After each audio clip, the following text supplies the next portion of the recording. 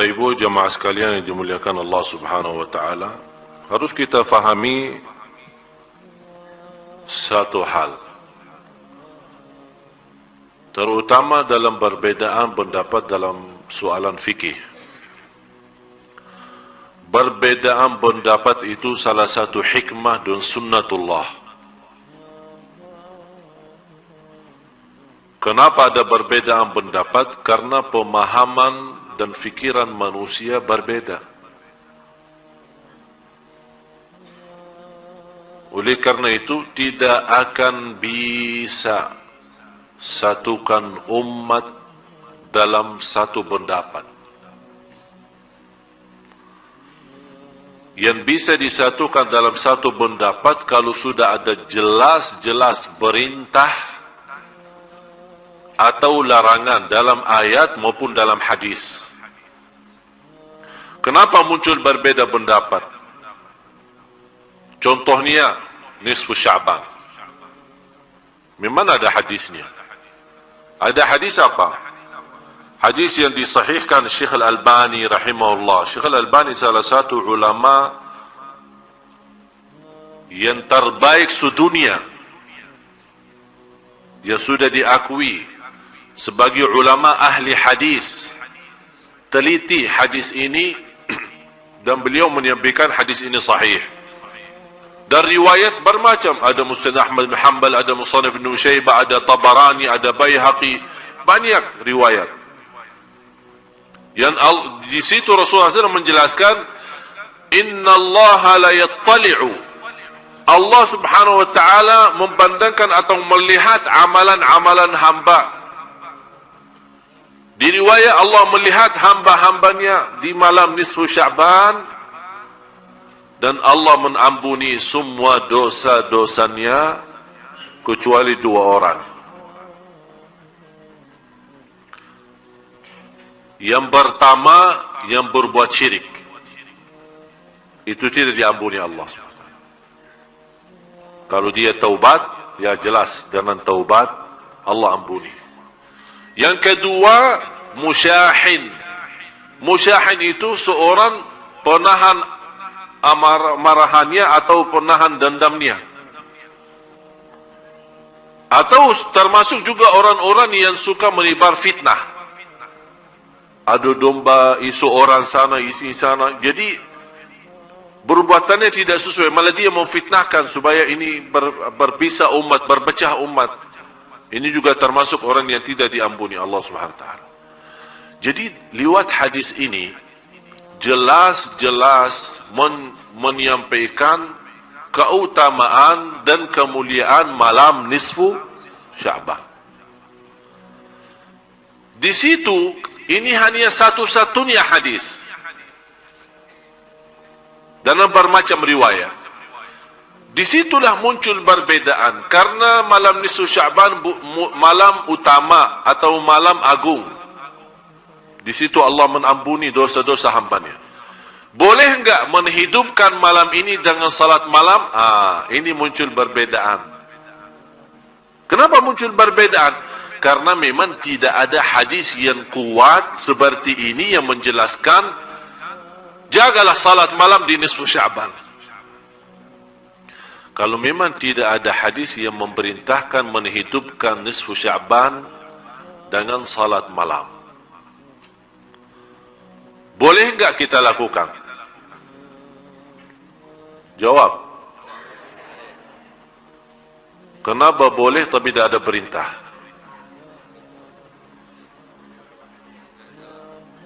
Tidak ada larangan. Kenapa tidak ada larangan? Karena Rasul sudah menjelaskan keutamaan malam nisfu Sya'ban yang kita sudah sepakati hadisnya sahih. Kalau memang ada selebih itu, ini kan kewajiban, ini tugas Rasul. Kalau ada lebih daripada itu yang tidak boleh dilakukan, pasti Rasul tidak akan diam. Bisa Rasul berkata, malam nisfu Sya'ban memang malam agung, diampuni Allah dosa semua hambanya kecuali musyrik dan musyahin. Tapi jangan-jangan lakukan salat malam. Kalau tidak ada jangan-jangan di sini, inilah yang membuat muncul perbedaan pendapat. Karena malam itu adalah malam agung, apakah boleh kita menghidupkan? Ada yang baca Quran, ada yang salawat, ada yang zikir, ada yang salat malam. Yang punya dasar, alasannya Rasul tidak lakukan, silahkan. Anda tidak mau lakukan dengan dasar Rasul tidak lakukan salat malam khusus di malam nisfu Sya'ban, ya silahkan Anda tidak usah salat malam. Ini Anda punya dasar kan? Tapi tidak boleh Anda mengingkari orang lain salat malam. Karena Rasul sendiri tidak pernah ingkari. Rasul sendiri tidak pernah melarang. Yang mau salat malam silahkan, yang mau tidur, ya silahkan. Kenapa diributkan? Ini masalahnya. Apapun persoalan yang belum disepakati, ini harus difahami Bapak Ibu ya. Hafal ini kalau bisa, bukan hanya difahami, dihafal. Apapun persoalan dalam fikih tidak disepakati oleh ulama, ijma', faham ijma'? Sepakat. Tak ada satupun yang keluar dari dana sepakatan itu. Kalau belum ada sepakatan dari ulama, umat itu masih dalam kebebasan. Yang mau A boleh, yang mau B boleh, yang mau D boleh. Tapi, dan juga harus difahami, tidak akan bisa ada sepakatan antara ulama kalau tidak ada ayat dan hadis yang kuat, yang tidak bisa muncul berbeda tafsiran. Kenapa bisa muncul perbedaan? Ini kan ada Syafi'i, Maliki, Hanafi, kan? Imam Syafi'i muridnya siapa? Imam Maliki. Tapi kenapa dia berbeda sama gurunya? Karena beda pemahaman. Gurunya punya bawa Quran dan hadis kan? Imam Syafi'i bawa apa? Injil dan Taurat. Sama Quran dan hadis. Dia menghormati gurunya, tapi mohon maaf, anak punya pemahaman beda. Ini kan kemampuan fikiran manusia. Apalagi dikenal Imam Syafi'i sebagai orang ulama yang cerdas, termasuk dari sisi bahasa. Kalau Imam Malik lebih kuat ilmunya di sisi hadis, kalau Imam Syafi'i lebih kuat di sisi fikih. Ya di situ kelebihan masing-masing. Ini kan karunia Allah. Di situ orang yang punya kelebihan isi di sini, yang isi di situ umat baru bisa bersatu. Tapi jangan orang merasa diri, ana yang benar, yang lain salah. Ana dah mau tahu. Ada yang megang tokohnya katanya, ana dah mau tahu selain qala Allah, qala Rasul. Yang menyampaikan kepada kita qala Allah dan Rasul siapa? Iman kita sudah waktu turunnya wahyu, kita ada di situ. Ada enggak? Kalau kita bilang tidak mau tahu selain qala Allah qala Rasul, yang membawakan kepada kita qala Allah dan Rasulnya siapa? Ulama kan? Dan Rasul sudah menjelaskan ulama para waris, ahli waris dari para Nabi. Mewariskan Nabi, artinya ilmu Nabi, para Nabi diwarisi oleh ulama. Ulama yang meneruskan, menjalankan. Beda masa, beda zaman, beda budaya, beda pemahaman, beda mazhab. Ini semua pengaruh dari zaman dulu sampai sekarang. Sampai orang bingung, mau ikut Muhammadiyah atau ikut pemerintah. Mau puasa duluan atau belakangan. Malah saya bertemu seorang jamaah, dia salat lebaran 3 kali. Idul Fitri. Tanggal 28 karena dia ikut Naqsyabandiyah. Naqsyabandiyah apa di kampung mana itu? Kemudian dia ikut Muhammadiyah dan juga ikut pemerintah. Kata dia, kan itu namanya salat. Udah tak apa-apa. Biar sama-sama. Kadang-kadang dia puasa tapi ikut salat lebaran. Ini kan sebenarnya salah satu persoalan yang kalau orang ulama pasti mengerti perbedaan itu. Tapi yang kasihan awam kan tambah bingung. Nah, sekarang saya ikut siapa? Mau ikut ini atau ikut ini? Mana yang benar ini? Malah kadang-kadang kita lihat ada orang dari luar pun dia ikut negerinya. Dia orang asing, bosin di Indonesia tidak jelas. Udah, dia dari mana? Dari Mesir. Udah, saya ikut Mesir aja. Padahal dia tinggal di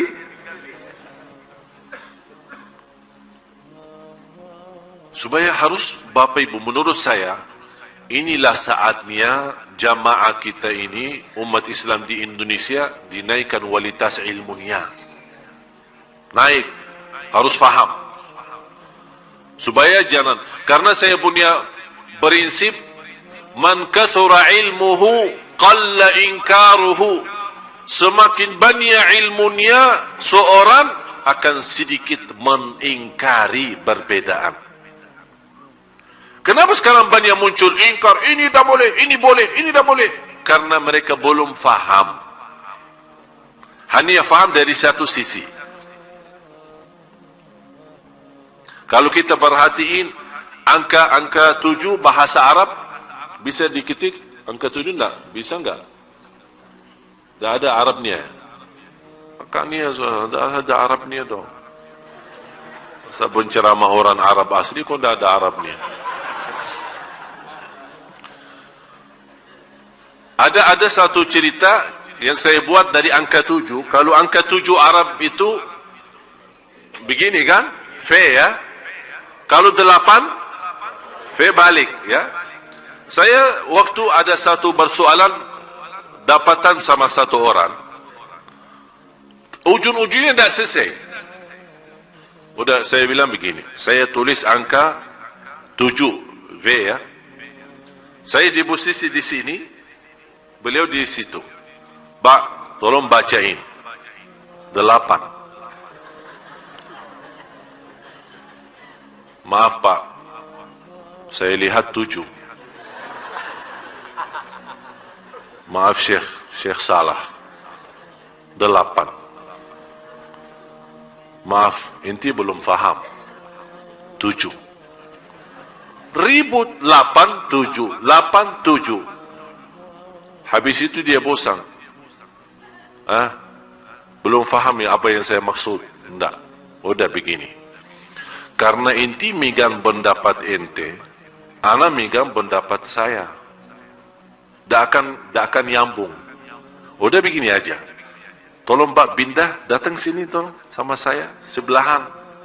Biar kita jadi sahabat. Begitu dia datang, ayo bacain apa? 7.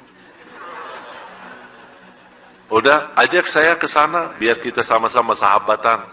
Tapi di sebelah sana, ayo, 8. Ternyata kata inti benar, kata ana juga. Kenapa ribut? Cuma masalahnya perlu kita sedikit memposisikan diri di mana. Padahal sebenarnya dua-duanya benar. Tak ada yang bawa kufur. Kita udah yang buat nisfu Sya'ban kafir masuk neraka. Alhamdulillah tak sampai masuk neraka. Jadi cuma masalahnya ada sedikit. Karena memang tak ada ayat ya ayyuhalladzina amanu jagalah salat malam nisfu Sya'ban atau tidak ada perintah, tapi di sisi lain tak ada larangan. Itu aja. Karena di sini inti tidak menerima perintah, saya tidak menerima larangan. Karena prinsip Rasulullah SAW ada perintah atau larangan. Dan banyak hal yang lain seperti itu. Dan tidak ada dasar kuat alasannya kita tidak boleh lakukan kecuali yang dicontohkan oleh Rasul.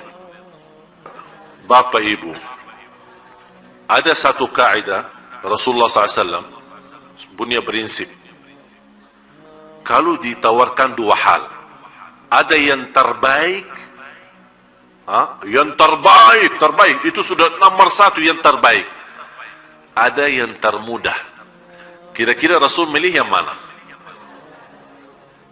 Tahu kenapa? Padahal ada yang lebih baik daripada yang mudah itu.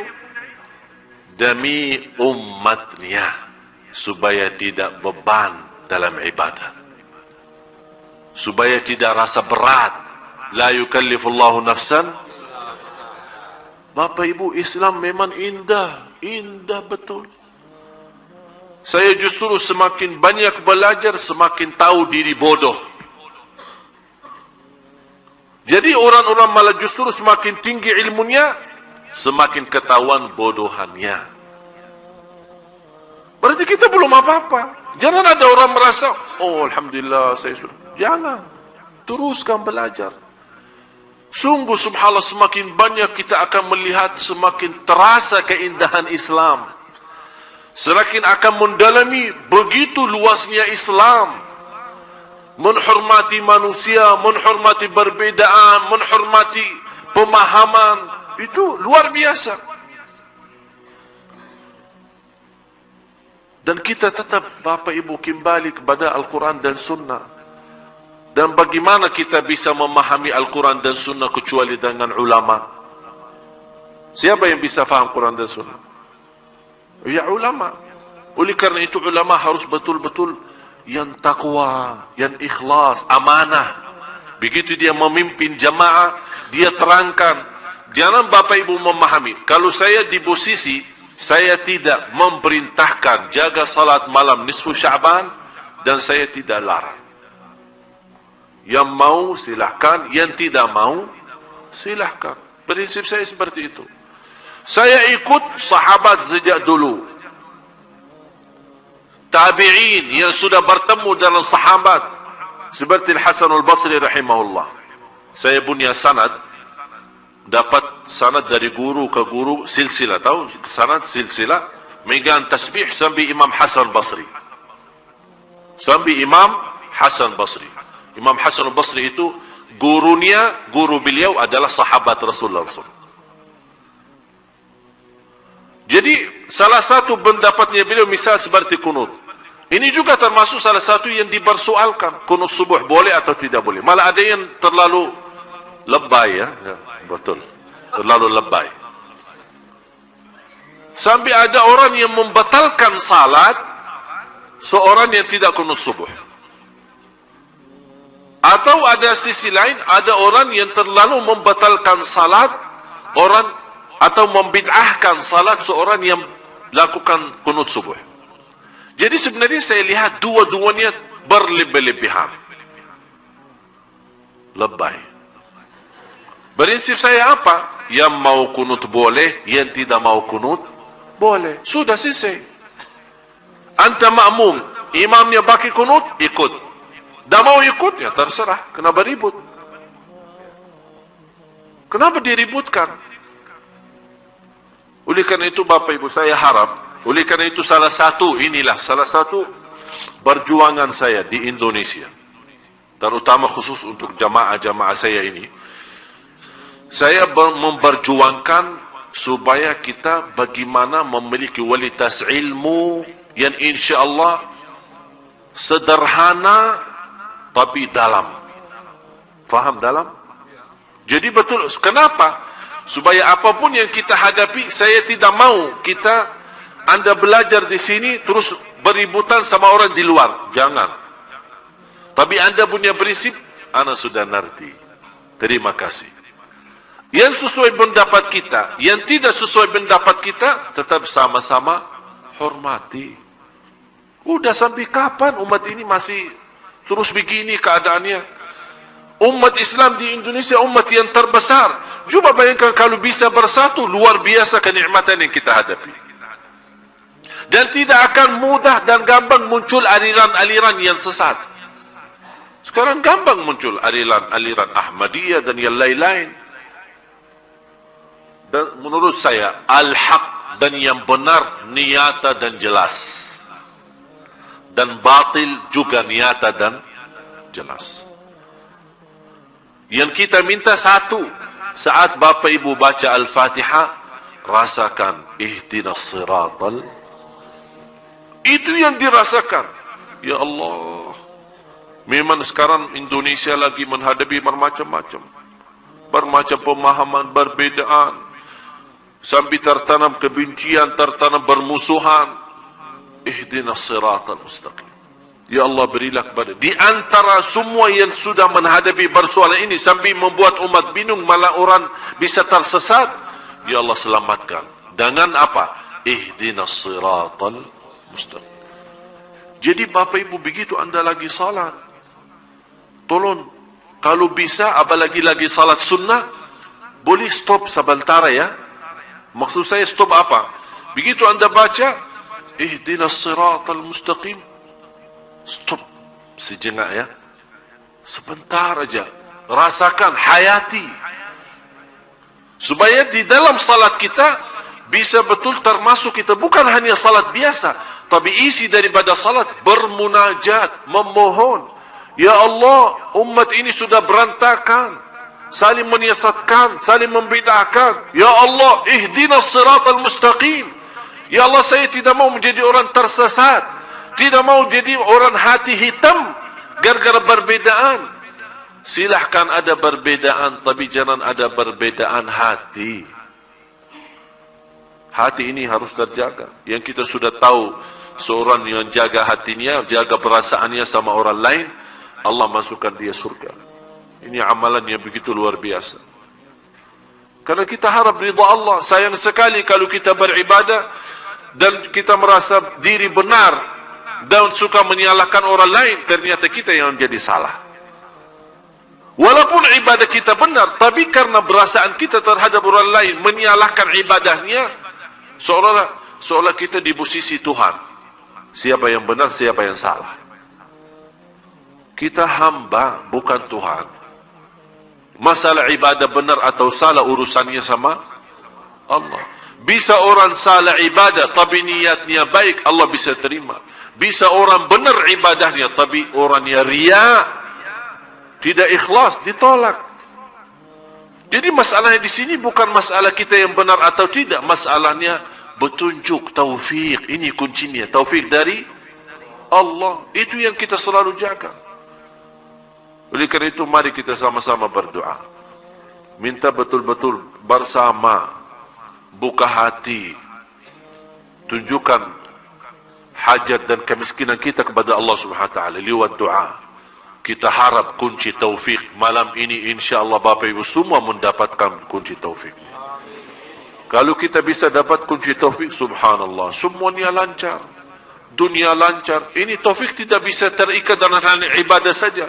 Dalam rumah tangga memerlukan taufik, dalam urusan dunia memerlukan taufik, dalam belajar perlu taufik. Dalam perjalanan menuju ke rumah, pulang ke rumah, datang dari rumah, ini memperlu taufik. Supaya tidak salah jalan, tidak nyasar, tidak apa. Ini semua kan perlu taufik.